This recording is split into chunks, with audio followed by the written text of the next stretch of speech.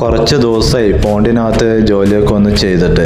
കാരണം എന്താ വെച്ചാൽ ഞാനില്ല, പിന്നെ വീട്ടിൽ ഭാര്യയ്ക്ക് ചെയ്യാന്ന് വെച്ച് കഴിഞ്ഞാൽ കുട്ടികൾക്ക് അവധി ആയതുകൊണ്ട് അവിടെ പോണ്ടിനകത്ത് ഒരു ജോലിയും ചെയ്യാൻ പറ്റില്ല. കുട്ടികൾ പോണ്ടിനകത്ത് കയറി കഴിഞ്ഞാൽ വികൃതിയൊക്കെ ഉണ്ടാവുമല്ലോ, ഏതിലേലും തൊട്ട് കഴിഞ്ഞാൽ അത് പൊട്ടിപ്പോവും. പിന്നെ അങ്ങനെയുള്ള ബുദ്ധിമുട്ടുകളൊക്കെ ഉള്ള കാരണം അവർ സ്കൂളിൽ പോയ ശേഷം ചെയ്യാന്നുള്ളൊരു ഉദ്ദേശത്തിലാണ് എത്ര ദിവസം നിർത്തിവെച്ചത്. ഇപ്പോൾ അവർ സ്കൂൾ തുറന്നു, എല്ലാവരും സ്കൂളിൽ പോയിട്ടുണ്ട്. അപ്പം ഞാനും ഭാര്യയും അമ്മയും എല്ലാവരും മഴയൊക്കെ ആയതുകൊണ്ട് പോണ്ട് കുറച്ച് ദിവസത്തേക്ക് വൃത്തിയാക്കാനൊന്നും പറ്റിയിട്ടുണ്ടായിരുന്നില്ല. ഇപ്പോൾ ഏട്ടനും കൂടെ വന്നിട്ടുണ്ട്. അപ്പം ഞാൻ രണ്ടുപേരും കൂടി വെച്ചിരുന്നിട്ട് മീനിൻ്റെ വളർച്ചയൊക്കെ ഒന്ന് അറിയല്ലോ എന്ന് വെച്ചിട്ട് വെള്ളമൊക്കെ ഒന്ന് വറ്റിച്ച് നോക്കുകയാണ്. പോണ്ട് നോക്കുക കൂടി പോണ്ടിനകത്ത് ഓരോ ജോലികൾ ചെയ്യാണ്. ഇത്ര ദിവസമായിട്ട് നമ്മൾ അതിൻ്റെ മീനിൻ്റെ വളർച്ച ഒന്നും നോക്കിയിട്ടില്ല. നമസ്കാരമുണ്ട്. എൻ്റെ ഭാര്യ പറഞ്ഞ പോലെ ഞാനും അമ്മയും എൻ്റെ ഭാര്യയും എല്ലാവരും കൂടി പോണ്ടൊക്കെ ഒന്ന് വൃത്തിയാക്കാന്ന് വിചാരിച്ചു.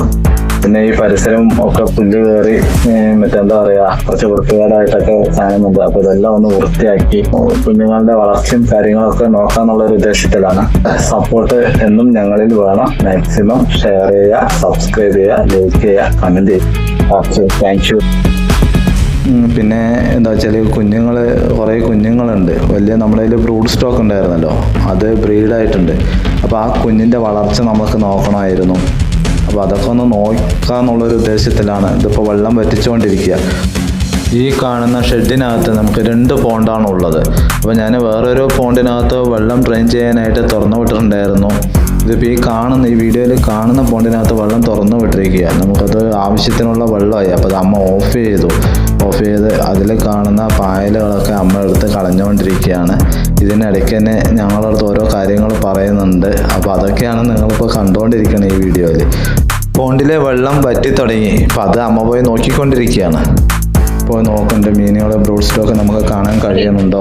എല്ലാം ഇതിനകത്ത് എയറേഷൻ കുറയുമ്പോൾ മീൻ ചത്തുപോകാനുള്ള ചാൻസ് കൂടുതലാണ്. പിന്നെ മീൻ കുഞ്ഞുങ്ങൾ ഈ ചൂട് താങ്ങാൻ പറ്റില്ല ഇതിനകത്ത്. അപ്പോൾ ഇപ്പോൾ മഴ കുറച്ച് ദിവസം ഉണ്ടായിരുന്നു, പെട്ടെന്ന് മഴ പോയപ്പോൾ ചൂടും തുടങ്ങിയല്ലോ. അതുകൊണ്ടാണ് നമ്മൾ എയറേഷൻ ഇപ്പോൾ അതിന് കിട്ടില്ല, കറക്റ്റായിട്ടുള്ള എയറേഷൻ അതിന് കിട്ടില്ല. എന്ത് വെള്ളം വറ്റിക്കഴിഞ്ഞാൽ. അപ്പോൾ അത് ഇടയ്ക്കിടയ്ക്ക് ശ്രദ്ധിക്കുന്നുണ്ട്. ഇത് അമ്മ പായലെടുത്ത് കളഞ്ഞുകൊണ്ടിരിക്കുന്നുണ്ട്, അതിന് വെള്ളം കയറ്റിക്കൊണ്ടിരിക്കുന്നുണ്ട്. അപ്പോൾ എല്ലാ ജോലിയും കൂടി ഒരുമിച്ച് നടന്നുകൊണ്ടിരിക്കുകയാണ്. ഓക്കെ.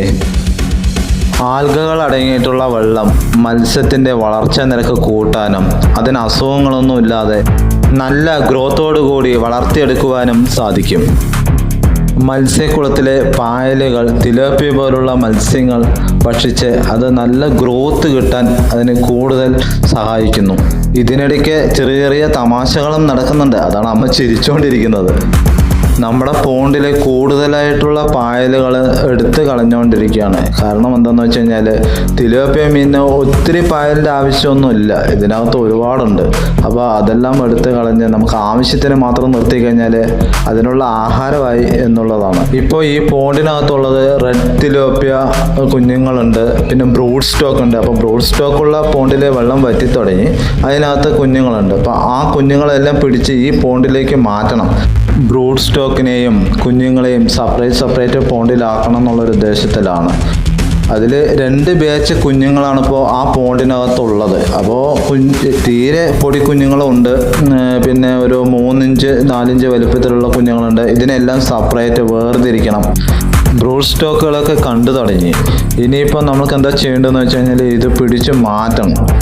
അപ്പോൾ പോണ്ടൊന്ന് കഴുകണം, വെള്ളമൊക്കെ ഒന്ന് അടിച്ചു വിടണം. എന്താ വെച്ചാൽ ഇതിനകത്ത് നമ്മൾ തീറ്റയിട്ട് കൊടുക്കുന്ന ആ വേസ്റ്റുകളൊക്കെ ഉണ്ടല്ലോ, അപ്പോൾ അതെല്ലാം ഒന്ന് കഴുകി വൃത്തിയാക്കിയ ശേഷം ഇതിൽ കാണുന്ന ഫുൾ വെള്ളവും ഡ്രെയിൻ ചെയ്ത് നമ്മൾ സെപ്പറേറ്റ് ആക്കേണ്ടതുണ്ട്. എല്ലാം കുഞ്ഞു മീനുകളെയും വലുതിനെയും എല്ലാം സെപ്പറേറ്റ് ആക്കണം. ഇത് കഴിഞ്ഞു, നമ്മുടെ വർക്കുകളൊക്കെ ഏകദേശമൊക്കെ കഴിഞ്ഞു.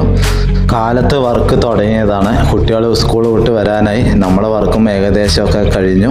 ഇനിയിപ്പോൾ നമ്മളിതാ പിടിച്ച് മാറ്റുക, ഇതാണ് അടുത്ത വർക്ക്. ഇതപ്പോൾ എല്ലാം പിടിച്ച് മാറ്റി നമ്മൾ ആ വലിയ മീനിൽ കയ്യിൽ നിന്ന് തെന്നി പോകുന്നുണ്ട്. ഇതിൻ്റെ മുള്ളുണ്ടല്ലോ, അത് തട്ടിക്കഴിഞ്ഞാൽ ചോര പിടിയാനുള്ള ചാൻസ് കൂടുതലാണ്. അപ്പോൾ അത് പിടിക്കേണ്ട ഒരു തിരക്കിലാണ് ഞാൻ. കൈ പൊട്ടുമെന്നുള്ളൊരു നല്ല പേടിയുണ്ട്. അത്യാവശ്യം വലിപ്പമുള്ള മീനാണ്, 750 800 ഗ്രാമോളം വലിപ്പമുള്ള ഏറ്റവും വലിയ നമ്മുടെ ബ്രോഡ് സ്റ്റോക്കാണ്. ഇത് തന്നെയാണ് ഇപ്പോൾ 2-3 ബാച്ചായി ഇതിൽ തന്നെ കുഞ്ഞുങ്ങളുണ്ടാവണം. പിന്നെ കുട്ടികൾക്ക് അക്വേറിയത്തിലിടാൻ വാങ്ങിച്ച ഗോൾഡൻ ഫിഷാണ്. ആ ഗോൾഡൻ ഫിഷിൻ്റെ ഗ്രോത്ത് ആണ് നിങ്ങൾ ഈ വീഡിയോയിൽ കണ്ടത്.